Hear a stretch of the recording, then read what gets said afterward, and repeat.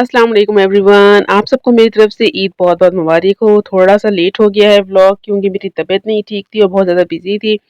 तो ख़ैर चलें आज मैं आपके साथ ये व्लॉग शेयर करती हूँ। चाँद रात का है और ये ईद उल फ़ितर का है। तो जैसे ईद के चाँद का जो है वो ऐलान हुआ, हमने नमाज़ वग़ैरह अदा कर ली और थोड़े बहुत जो घर के काम थे वो निपटाए, तो हमने कहा चले चलते हैं छोटी-मोटी सी शॉपिंग के लिए। बेसिकली हमने कुछ ख़ास तो लेना नहीं था, मेन जो हमारी शॉपिंग थी वो तो हमने कर ही ली थी। लेकिन जैसे कि रिंग्स हो गई, इयररिंग्स हो गए, चूड़ियाँ, मेहंदी ये छोटी-मोटी चीज़ें थी, ये रहती थी तो हमने कहा चलें भई चाँद रात की रौनकें भी देख आते हैं और अपने काम भी कर लेते हैं। कुछ न कुछ हमने घर का सामान भी लेना था, ग्रॉसरी करनी थी तो फिर हमने जो है ना एक चक्कर ग्रॉसरी स्टोर का भी लगा लिया था और जहाँ से भी हमने कुछ न कुछ खरीद लिया था और इसके बाद हम चलेंगे स्टॉल की तरफ। बेसिकली यहाँ पे जो थी ये तो एरिया था शॉप्स का, लेकिन अब जहाँ जा रहे हैं यहाँ पे एक बहुत बड़ा ग्राउंड था, यहाँ पे लगे हुए थे स्टॉल। तो यहाँ पे ये ओवरऑल जो है ये स्टॉल का लुक है। काफ़ी सारे स्टॉल थे, काफ़ी सारी वैरायटी थी। तो बस पहले स्टॉल पर आए तो यहाँ पे चूड़ियाँ थी, ज्वेलरी थी जो कि सबके लिए मनपसंद होती ही हैं गर्ल्स के लिए। तो फिर दूसरे स्टॉल पे आए तो यहाँ पे खिलौने थे बच्चों के लिए और यहाँ पे बच्चों का काफ़ी ज़्यादा रश था और यहाँ से हमने ली थी ये एक छोटी-सी बॉल, स्लाइम बॉल थी। मेरी सिस्टर को बड़ी पसंद आई तो उसने ले ली। मैंने कहा चलें जी ले लो भई। फिर वो तो वहीं पे ही इसके साथ ना खेलना शुरू हो गई। मैंने कहा मुझे भी चेक करवाओ, मैंने भी खेलना है। खैर ये तो एक हो गई मज़ाक की बात। और अच्छा यहाँ पे आगे गए तो यहाँ पे बच्चों के कपड़े हैंग हुए हुए थे और अम्मी जब कभी भी हमारे साथ शॉपिंग पे जाएँ तो अम्मी को अपने नवासे-नवासियों की बड़ी फ़िक्र होती है कि भई उनके लिए भी कुछ लेने। हालाँकि उनके लिए कुछ लेना नहीं भी होता लेकिन फिर भी अम्मी ले लेती हैं। भई ये तो ग्रैंड पेरेंट्स की मोहब्बत ही होती है। नेक्स्ट स्टॉल पे गए तो यहाँ पे काफ़ी सारे जो थी वैरायटी थी जूतों की और इसके आगे हम गए फिर वही चूड़ियाँ, ज्वेलरी और यहाँ पे कुछ रिंग्स वग़ैरह जो थी वो अच्छी थी तो यहाँ से मैंने 1-2 रिंग भी ले ली थी। वरना बाकी पहले जिस स्टॉल पे गए थे तो वहाँ पे कोई ख़ास वैरायटी नहीं थी। लेकिन ख़ैर हर स्टॉल की अपनी बात होती है, किसमें कोई चीज़ अच्छी मिल जाती है और यहाँ पे भी काफ़ी सारी वैरायटी थी। तो कुछ चीज़ें मुझे पसंद आ रही थी, कुछ मेरी सिस्टर को पसंद आ रही थी, तो बस मिल-जुल के हम चीज़ें ले ही रहे थे। एक-दूसरे के साथ मशवरा करते रहते हैं कि भई ये चीज़ अच्छी है, ये नहीं।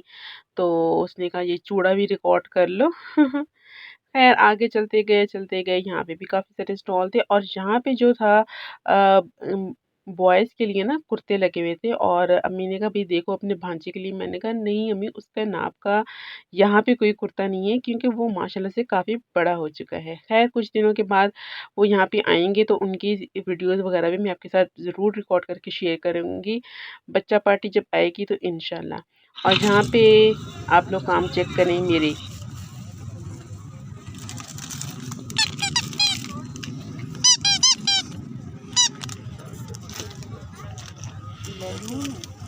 अभी इसकी ज़रा आइसक्रीम का ख्याल करना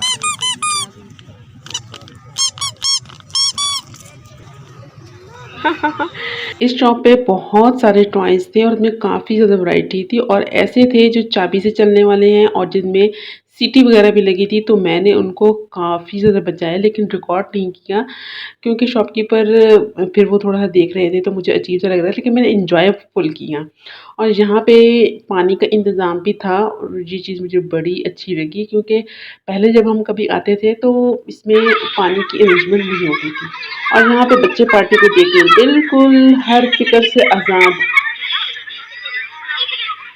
बड़ा ही एन्जॉय कर रहे थे। मैंने कहा चलो भई इनको भी रिकॉर्ड करते हैं। ये बिल्कुल ग्राउंड के सेंटर में आए हुए थे और लगे हुए थे अपने खेलने में। खैर आगे गए तो यहाँ पे बच्चों के कपड़े वगैरह थे, बच्चों के हिसाब की ज्वेलरी भी थी, छोटी-छोटी सी चूड़ियाँ थी और ये एक कॉर्नर था जिसमें बच्चे नहीं थे। मुझे बड़ी हैरानगी हुई, मैंने कहा चलो इसको रिकॉर्ड करती हूँ। हालाँकि यहाँ पे बच्चों की पसंद की ही अट्रैक्शन वाली चीज़ें ही थी और फिर नेक्स्ट स्टॉल पे गए तो यहाँ पे ज्वेलरी थी और ये कोई खौफनाक सी गुड़िया थी और एक गुड़िया दूर थी तो मेरी सिस्टर ने कहा भई इनका तो ट्विन होना चाहिए तो इनको इकट्ठा ही कर दिया। और यहाँ पे जी ये है ओवरऑल इस ग्राउंड की लुक और काफ़ी रश हो रहा था लेकिन ख़ैर हम फ़ौरन से निकल आए क्योंकि रश काफ़ी बढ़ता जा रहा था और टाइम भी काफ़ी हो रहा था। और शॉपिंग यहाँ से हमने छोटी-मोटी कर ही ली जिसको मैं आपके साथ आगे जाके शेयर भी करूँगी कि मैंने क्या-क्या खरीदा। और उसके बाद जी हमें लग गई थोड़ी-सी प्यास, थोड़ी-सी तो नहीं ख़ैर काफ़ी ज़्यादा प्यास लग गई थी क्योंकि इस दिन गर्मी थी। तो हमने कहा चलो भई कुछ ठंडा-ठंडा हो जाए और यहाँ पे हमने अपनी मनपसंद मुल्तानी कुल्फ़ी जो है ना वो इसको एन्जॉय किया, लेकिन इसकी क्वालिटी और क्वांटिटी काफ़ी कम हो गई है। पहले ये बहुत मज़े की होती थी और अच्छी क्वांटिटी में होती थी। ख़ैर अब महँगाई की वजह से उन्होंने क्वांटिटी कम कर दी है, लेकिन मुझे इसकी क्वालिटी भी काफ़ी लो लगी है। तो इस चीज़ से मैं थोड़ा-सा डिसअपॉइंट हुई हूँ और इनका प्रेज़ेंटेशन करने का जो तरीका था वो भी मुझे नहीं अच्छा लगा क्योंकि पहले ये बहुत ही अच्छे तरीके से प्रेज़ेंट करते थे और बड़ा अच्छा लगता था। लेकिन अब यहाँ पे आके मुझे तो काफ़ी डिसअपॉइंटमेंट हुई है कि इससे बेहतर है कि हम कोई एक ब्रांड की ही आइसक्रीम ले लेते। लेकिन इस आइसक्रीम का अपना ही मज़ा है, लेकिन क्वालिटी लो होने की वजह से मज़ा नहीं आया। और फिर इसके बाद जी हमने अपने घर की राह ली क्योंकि काफ़ी लेट हो रहा था और कुछ मीठा वग़ैरह भी घर पे बनाना था, तो हमने कहा चलिए भई चलते हैं घर और के साथ ईद उल फ़ितर के केक्स जो है वो शेयर कर रही हूँ। आप लोग बताइएगा, मैंने नंबरिंग कर दी कि आपको कौन-से नंबर वाला केक पसंद आया है। भई ये जो केक नंबर 1, 2, 3 है, ये जो केक है ना इस पे कस्टमर की कोई डिमांड नहीं थी कि इनको कैसा केक चाहिए, बस उनको ईद उल फ़ितर के हिसाब से ही केक चाहिए था, ईद मुबारक का केक चाहिए था। तो मैंने अपनी डिज़ाइनिंग की है। ये 3 तो मेरी अपनी चॉइस की हैं। तो बताइएगा इन तीनों में से आपको कौन-सा केक अच्छा है? भई मुझे तो व्हाइट एंड गोल्ड नंबर 2 वाला अच्छा लगा, लेकिन आप लोग अपना ज़रूर बताइएगा कमेंट में।